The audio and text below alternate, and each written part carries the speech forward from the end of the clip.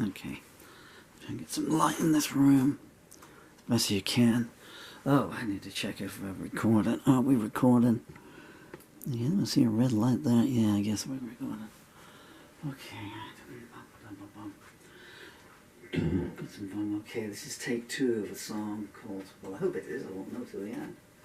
So, I just wrote this maybe an hour ago and I've done one take.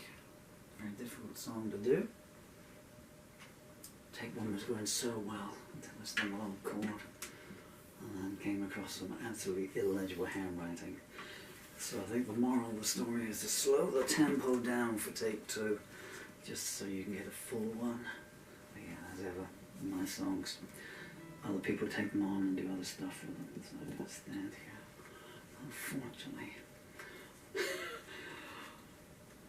a 60% blind man with motor neuron disease trying to play a long song. How many verses has it got? It's got 7 pages, 3 verses, 21 verses. And now I'm picking up some microphone buzz, but I'm going to try. I can't see nothing. Oh, yeah. I suppose it's going to help, but don't mind me, talk amongst yourself.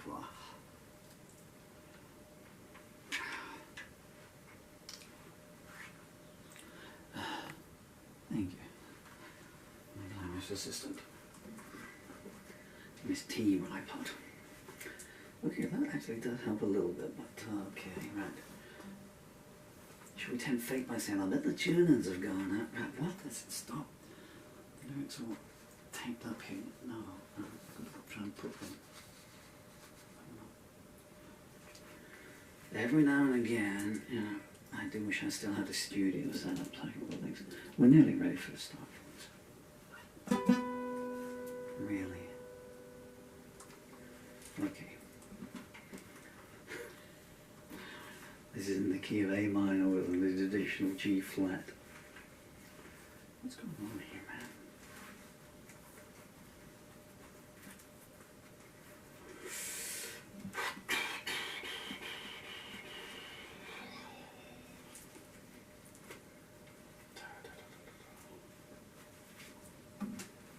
And it begins.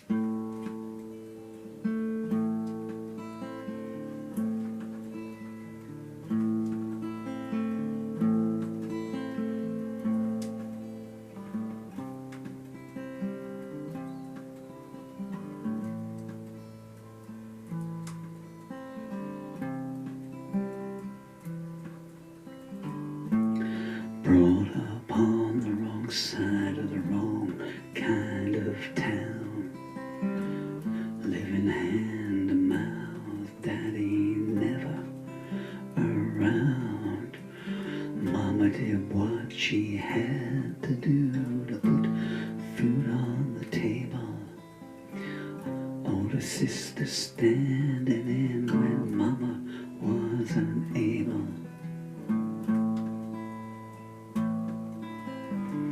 First words she remembers hearing were low-grade trash, and scrawled on the door she'd read, she only takes cash. Grew up wearing sisters' hand-me-downs and learning to shut out the sneers and frowns.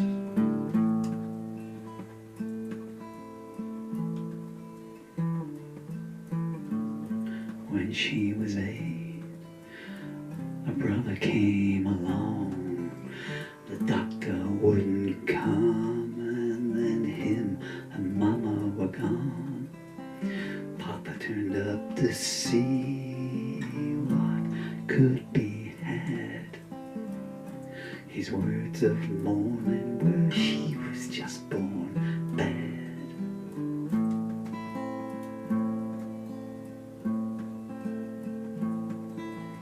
Sister got a job at the cotton factory. Only 14, but as pretty as could be. The boys would whistle and howl, but she'd stare straight ahead. So to act real big, they yell, your lousy mama's dead.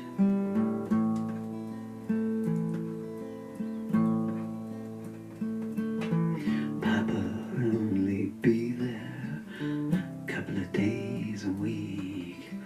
Mumble something about fresh pastures to seek. He'd always be there on sister's payday. By dawn he drunk and gambled most of it away.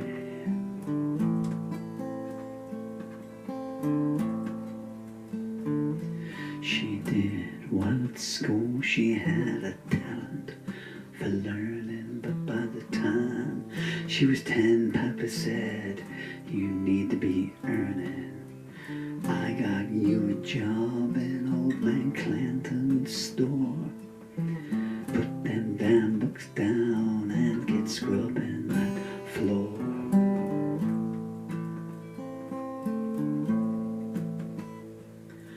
Every week her sister put some of her money aside. When Papa got wind of it, there was nowhere to hide. Her face took his fury and she was beautiful no more. They could never wash all the blood stains off the floor.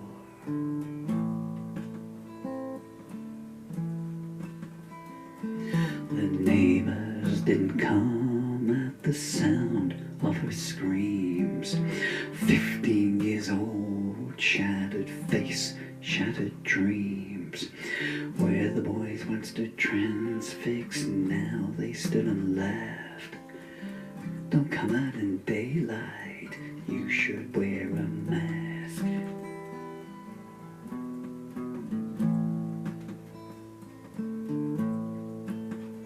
She became a human shadow, an unspeaking recluse. Papa'd scream, get back to work, that's your only use. She'd stare blank-eyed, she'd forgotten how to speak. Papa'd yell in her face, you're a good-for-nothing freak.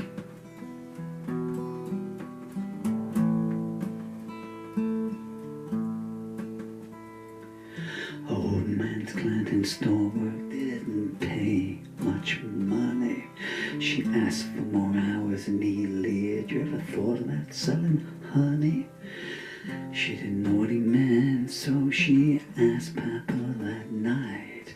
She noticed that his sunken, drunken eyes came alive.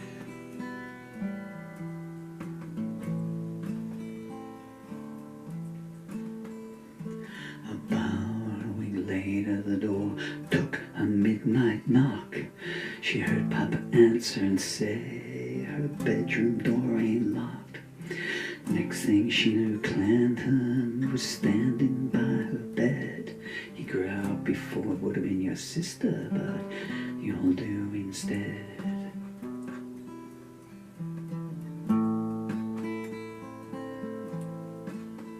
She cried, Papa, Papa, but he was already gone. Flashing cash at the bar, getting a heavy drunk on. She tried to fight Clanton off, but he grabbed hold of her wrists. He grinned, be good like your mama, as he stole her first kiss.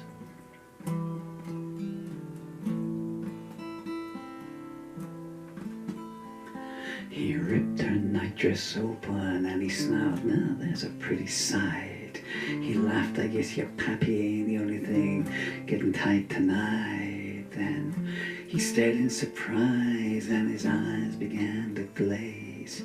Gurgled something incomprehensible as he and life parted ways.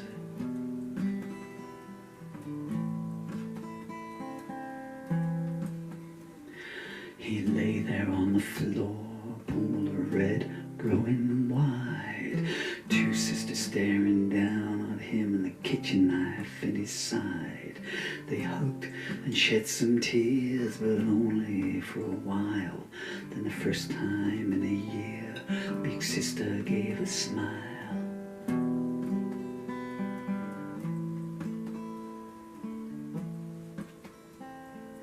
Papa staggered in as the clock would strike in 3. The lamp's gone missing, he yelled, I can't damn well see. He heard, hello, Papa, and then his head did burst. He entered unconsciousness to the sound of a young girl's curse.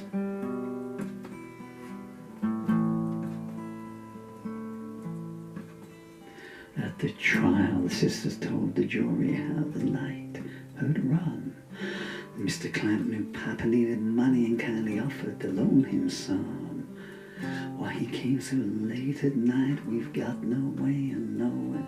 But Papa was in a blind, drunk rage and stabbed him as he was going.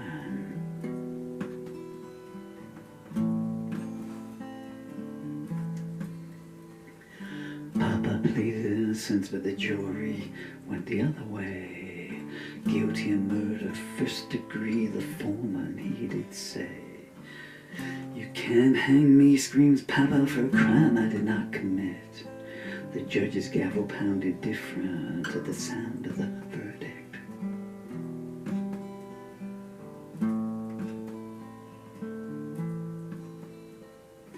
Clanton's family paid the sisters well to keep his name intact.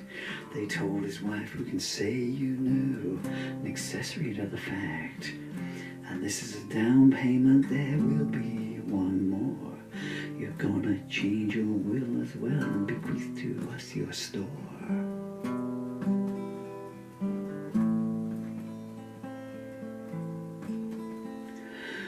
Years later, the pastor's grown some way.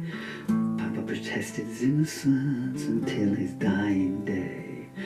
The sisters heard the trapdoor open and dispatch a soul depraved. They told the preacher, say no prayers and use a pauper's grave.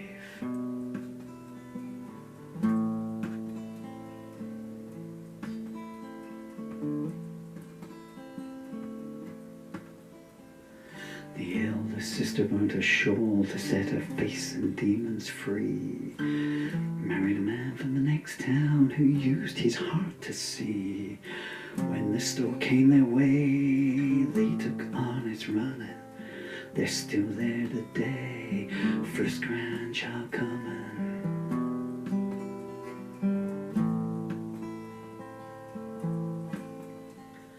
The younger sister went to college and then became a teacher. No chains on a spirit to let history beseech her.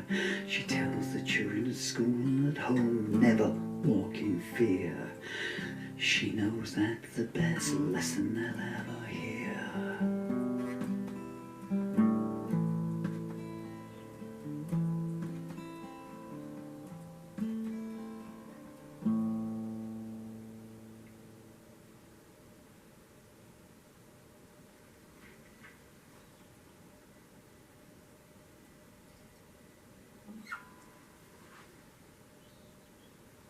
That's the two sisters there. If you don't want to hear any backstory to that song, then turn off now. Thank you for your time. A brief bit. Yeah, I know some people don't like it when I do these talky things on the videos. I know, I'm sorry you don't like it. I'm not sorry for doing it. But some people do, and you have the option of turning off the other people. But that do want to hear it don't have the option of turning it on if I don't record it. I lost one chord throughout the song. I'm sure you noticed, and the reason why my birds are eating in the lawn and a huge black one of the stray cats came down. So I thought I was going to have to swiftly turn all the guitar off, put you down gently, and go out. But the birds got away and the cat's gone there. So that song, I just sat down this morning to write something to sing. I never know what's going to come out yet. And I'll grab a pen and paper and I'll get my leg braces on and I'll stand up and sing a song. And the opening line came as they all do. I think it was 2 alternate opening lines. I can't recall now, even though it's only been an hour and a bit. And the song kept coming and coming and coming. By page 2, I thought, man, this is going to be another Juliet or something, you know. How many verses? Juliet, 28. Or another Ballad of Justice Road, which I think is... No, Juliet is 40 verses, isn't it? Ballad of Justice Road is 28. And I changed a little bit there. I normally leave the songs to write themselves. I did glide it a little bit towards the end of Old Man Clanton, a bit there. And the song was, I think, it's going to veer its way into the deed actually happened. But I think I sort of said to the song, I can't write. And then it sort of, this is how songs go for me, you know, and then it went the other way. I was looking at. And there's by page 5, my kidneys were bursting, and you can't stop. You got to finish the song, you know. Take one went wrong. Take one was perhaps better musically. I won't know to listen back to it, but because it was the first time I sung the words, and I got to the third verse about the brother dying, and I just choked. When the baby died, because the doctor wouldn't come, and the throat just went, and I lost the song from there on in. Anyway, it's called The Two Sisters. Can't tell you much more about it. It took 1 hour and 12 minutes to write, from the first word to the last, all in one sitting. Never knowing what the next line was going to be all the way through. And I was thinking about, I think I knew by about page 5 it was going to be called The Two Sisters. I was going to call it A Tale of Two Sisters, you know, like Dickens' Tale of Two Cities. And it's the other way round, you know. So if you look at the story, it's not, it was the best of times, it was the worst of times. It was the worst of times, and the ends, you know, are the best of times. When the song got to the bit that, you know, because I know what's coming about a verse ahead, because my arm was a disease, I couldn't write it. And I had the bit about them saying, we're gonna do a deal with you. You want this hushed up, you're gonna pay us, you know, and stuff. And I'm bringing a tear to my own eyes. As I'm going on, I will end up with something entirely shameless. I'm actually working on the hardback version of a new book. The hardback edition of my latest book of lyrics. It's called Love, Anger, Vengeance, Anguish, and Loss. And the paperback is out 18th of December 2024. The hardback edition, hopefully about a week. And because that's come along as I'm doing it, so the lyrics for that will be in that. I don't get a cent from any of the sales. It all goes to my beautiful children, one of whom you can see behind me with the swathings. Dylan and Emily, if you ever get to see this, you're 10 and 12 at the moment, so do not listen to this song. Okay, but when you're like 22 and 20, listen to this song and you have some idea what your daddy was like. Okay, everybody who's watching this, please take care of yourselves, and maybe you've had a tiny fraction of time, maybe take care of someone else, you know, knock on a neighbour's door, see if they're doing something. Okay, because if we all look after each other a little bit, as well as ourselves, because we're important, then that means someone's looking out for us as well. It never hurts to see a smile.